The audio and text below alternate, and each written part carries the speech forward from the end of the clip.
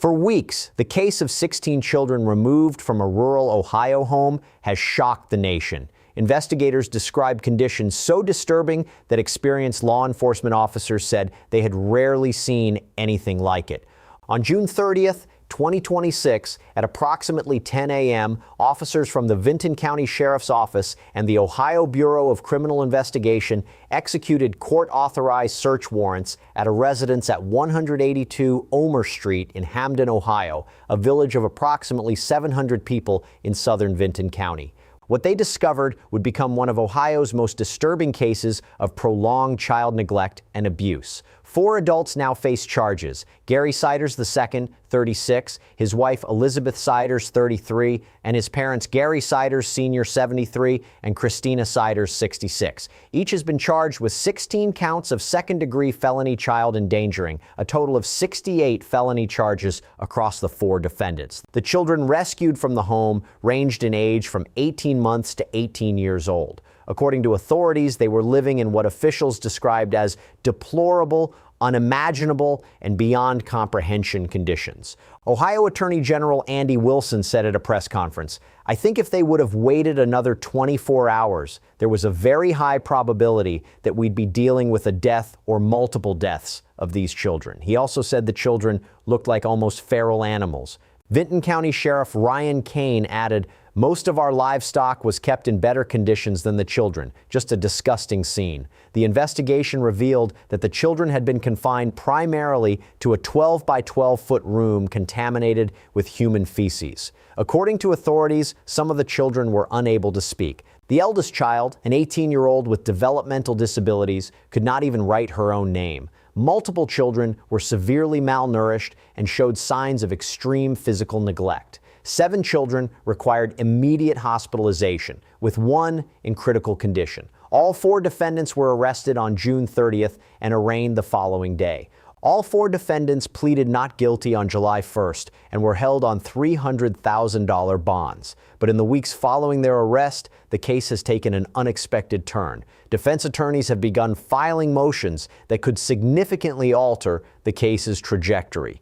Attorneys for 3 of the 4 defendants have begun presenting alternative narratives to the public, asking for patience as the legal process unfolds. Elizabeth Siders' attorney, J. Thomas Stolley, met with his client at the Vinton County Jail shortly after her arrest. When he entered the holding area, he said he was uncertain what to expect given the harsh public characterizations.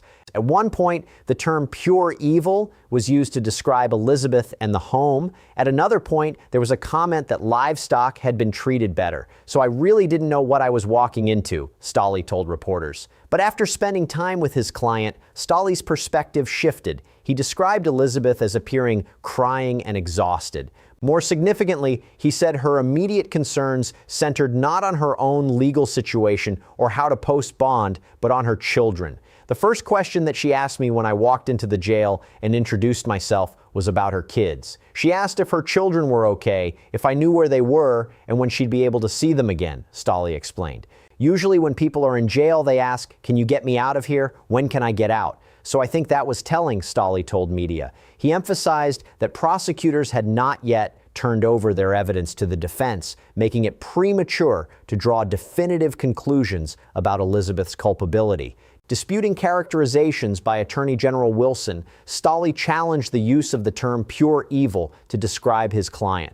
"Evil requires malice, and I did not see any malice in Elizabeth," Stolley stated to the Associated Press. One of the motions has sparked intense debate, a request for a competency evaluation for Gary Siders II. Court records paint a picture of a family that moved frequently across Ohio counties and had largely evaded government systems. Records obtained by investigators show that Gary Siders II and Elizabeth Siders married in Mason County, West Virginia in 2008, when Elizabeth was just 15 years old and Gary was 18. At that time, West Virginia allowed marriages at any age with parental consent. According to Elizabeth's attorney, J. Thomas Stolley, all 16 children found in the home were biologically the children of Gary Siders II and Elizabeth Siders. Birth records show multiple births at area hospitals across several Ohio counties. In January 2024, Elizabeth gave birth to twins at an Athens County hospital. 1 year later, in January 2025, she gave birth to twin boys at another Athens County hospital. Despite the expanding family, the children remained largely invisible to government and educational systems. Vinton County schools reported they had no enrollment or homeschooling records for any of the Siders' children. The family had lived in the Hamden area for the past 4 years, but had moved frequently across counties before that, according to authorities. They appeared to be adept at keeping these kids out of sight, as Attorney General Wilson described it. Investigative reporting revealed another troubling detail. The grandparents, Gary Siders Sr. and Christina Siders, were receiving state benefits, meaning they were interacting with government systems to collect assistance. Yet the 16 children had no documented medical records, no school enrollment, and no prior involvement with Child Protective Services until the June 30th search warrant. On July 25, 2026, Gary Siders II's attorney filed a motion asking Judge Lena Featherolf-Rogers to order a competency evaluation. The attorney also requested that the motion and related documents be filed under seal, meaning they would not be available for public review. The sealing request is significant. It's different from a gag order. A gag order restricts what people can say about the case. A sealed motion restricts who can see certain documents. At first glance, many people immediately assumed this was an insanity defense. But that is not what is happening. In fact, the two legal concepts are completely different. This request has sparked intense debate across social media, legal forums, and among viewers following the case. Some believe the defense has legitimate concerns about Gary Siders II's current mental condition. Others question whether this could become a strategy that delays one of Ohio's most disturbing child neglect cases in years. During Gary Siders II's first court appearance on July 1st, he appeared to understand his rights. Judge Featherolf-Rogers explained the charges against him. When asked how he wished to plead, he requested the opportunity to speak with an attorney before entering a plea, a response that seemed calm and appropriate to many observers at the time. So what changed? According to newly filed court documents, his attorney says there is sensitive information concerning his client's present mental health and wants those records filed under seal to protect confidentiality. That single filing has transformed the conversation. The focus is no longer only on the horrifying conditions investigators described inside the home. Attention is now shifting to a completely different question. Is Gary Siders II mentally capable of standing trial? Or is this simply the first step in a complicated legal strategy that every defense attorney has the right to pursue? Gary Siders II is not alone in facing competency questions. The development involving his father moved even faster. On July 9, 2026, just 9 days after the arrests, Judge Featherolf-Rogers granted a motion ordering that Gary Siders Sr. undergo a competency evaluation. What led to this swift decision? Gary Siders Sr. suffered a significant fall on June 30, 2026, the same day as the search and arrests. According to Vinton County Prosecutor William Archer, Gary Sr. fell while being transported during the investigation. The incident occurred as he was being taken to court for his arraignment. He was taken to a hospital in Athens, Ohio, where doctors determined he had a serious medical condition, requiring specialized care beyond what the local jail could provide. Prosecutor Archer explained the reasoning before the court. The county would have been responsible for his medical expenses, which could potentially bankrupt the county. For this reason, the judge modified Gary Sr. S bond to recognizance only, meaning he would not need to post the $300,000 with the condition that he wear a GPS monitor if released from the hospital. Gary Siders Sr.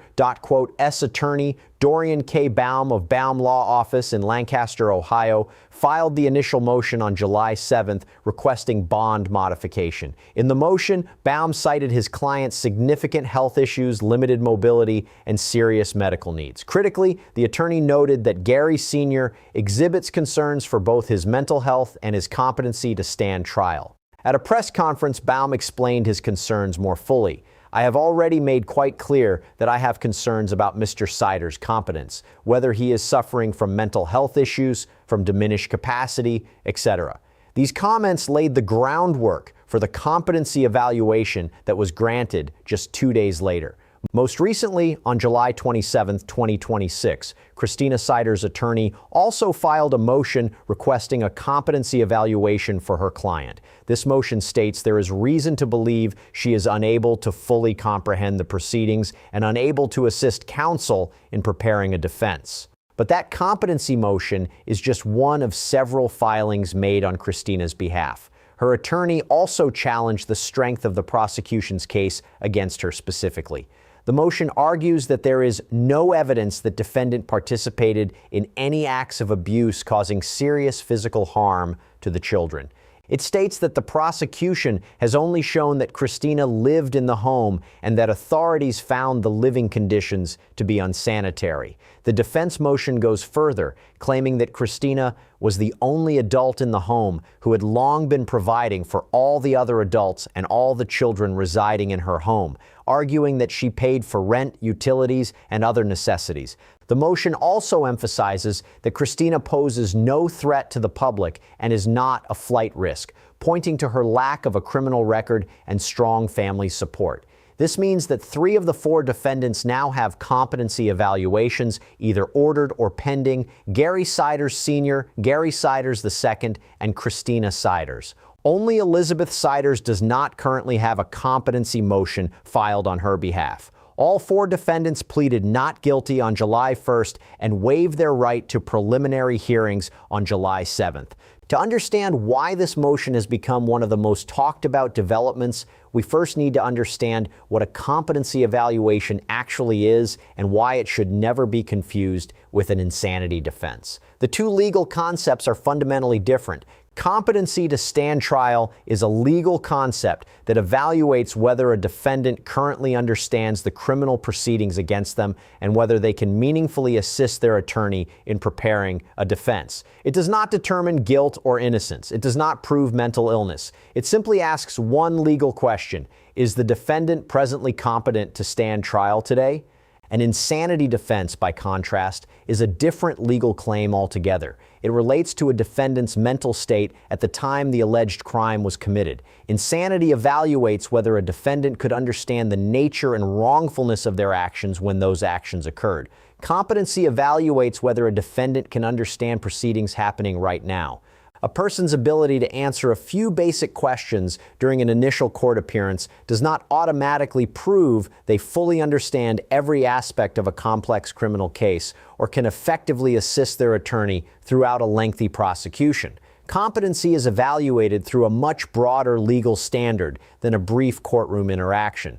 If a judge finds a defendant competent, the case moves forward normally. The grand jury could return an indictment. Pre-trial hearings continue. Both prosecution and defense begin preparing for trial. If a judge finds a defendant incompetent, the case could be paused. The court considers whether competency can be restored through treatment. According to legal experts, defendants considered restorable may receive treatment before returning to court. If they later regain